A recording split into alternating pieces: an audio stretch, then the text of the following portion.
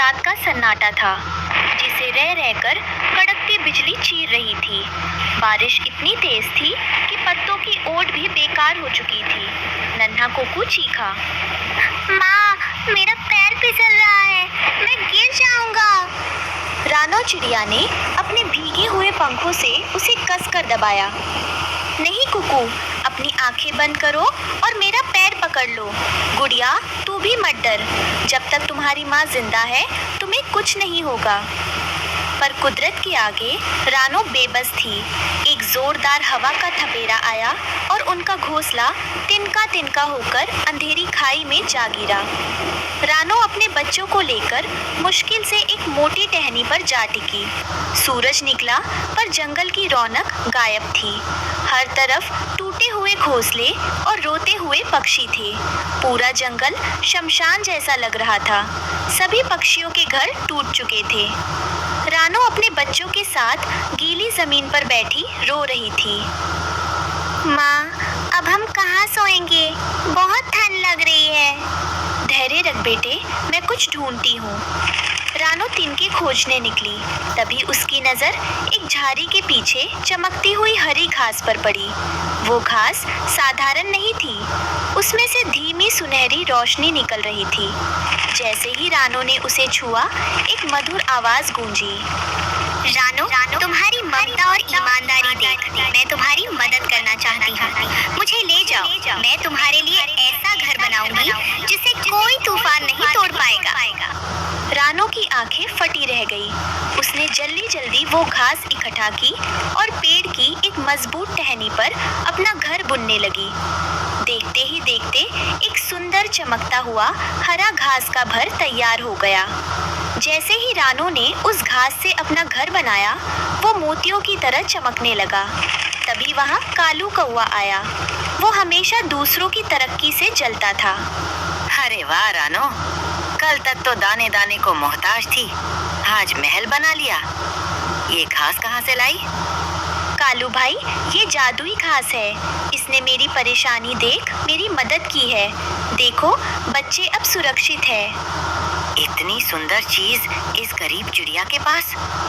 ये तो मेरी होनी चाहिए। मैं इसे छीन कर रहूंगा। वो हरी घास का देखकर जंगल के अन्य पक्षी वहां जमा होने लगे। सबसे पहले मिट्ठू तोती उड़ते हुए आए। अरे रानो, ये क्या करिश्मा है? कल तो तू सिर छुपाने को तरस रही थी और आज ये हरियाली का महल। क्या ये असली घास है या कोई सपना? मिट्ठू भाई, ये उस ऊपर वाले की मेहरबानी है। ये जादुई घास है। इसने मेरी और मेरे बच्चों की बेबसी देख खुद को मेरे हवाले कर दिया। रानू बहन, हम कहाँ जाएं? हमारे छोटे छोटे बच्चे खुले आसमान के नीचे सो रहे हैं। आप फिक्र मत कीजिए, उस झाड़ी के पीछे बहुत सारी जादुई घास है। मैं आप सबके लिए घर बनाने में मदद करूँगी। हाँ मौसी, मेरी माँ सबको जादुई घर बना कर देगी। तभी टुनटुनी चिड़िया अपने छोटे से बच्चे को चोंच में दबाए वहां पहुंची। वो बहुत थकी हुई और उदास लग रही थी। रानू बहन, क्या मैं थोड़ी देर तुम्हारे इस घर की छांव में बैठ सकती हूँ? मेरा बच्चा कल से भीगने के कारण कांप रहा है। मेरा तो सब कुछ उजड़ गया। अरे टुनटुनी, ऐसा क्यों कह रही है? ये घर सिर्फ मेरा नहीं है। अंदर आ जा। देख, जादुई घास की गर्मी से तेरा बच्चा तुरंत ठीक हो जाएगा। मिट्ठू तोता चकित होकर ये सब देख रहा था। लेकिन रानो, ये घास तो कम है। अगर तू सबको यहाँ रखेगी तो घर टूट जाएगा। तू अपने बारे में सोच, दुनिया बहुत स्वार्थी है। नहीं मिट्ठू भाई, जो मुसीबत में काम ना आए वो पक्षी कैसा? टुनटुनी, तू फिक्र मत कर, मैं अभी जाकर और घास लाती हूँ। मैं तोते भाई के लिए, तुम्हारे लिए और इस जंगल के हर बेघर पक्षी के लिए घर बनाऊंगी। पर रानो, तू अकेली इतना काम कैसे करेगी? तू तो खुद कितनी कमजोर है। हिम्मत और ममता कभी कमजोर नहीं होती टुनटुनी, तुम बस बच्चों का ख्याल रखो। रात भर जागकर रानू ने अपनी मेहनत से सभी बेघर पक्षियों के लिए छोटे छोटे जादुई हरे घर बना दिए। पूरा जंगल अब सितारों की तरह चमक रहा था। उसने टुनटुनी के लिए एक छोटा और प्यारा घर बनाया और मिट्ठू तोते के लिए एक बड़ा हरा कमरा तैयार किया। दूर पेड़ पर बैठा कालू कौआ ये सब देख जल भून रहा था। उसने सोचा कि अगर वो रानू का ये घर छीन ले तो वो पूरे जंगल का राजा बन जाएगा। ये चिड़िया बड़ी दानी बन रही है पर इसे नहीं पता कि कालू की नजर जिस चीज पर पड़ जाए वो उसकी होकर रहती है। आज रात ये जादुई घर मेरा होगा। कालू कौवा दबे पांव रानू के घर के पास पहुंचा। उसके हाथ में एक तेज कुल्हाड़ी जैसी लकड़ी थी। अब मैं इस घर को काट दूंगा और रानू को नीचे धकेल दूंगा। अब आएगा मजा। जैसे ही ये घर नीचे गिरेगा मैं इसे उठाकर अपने पुराने पेड़ पर ले जाऊंगा।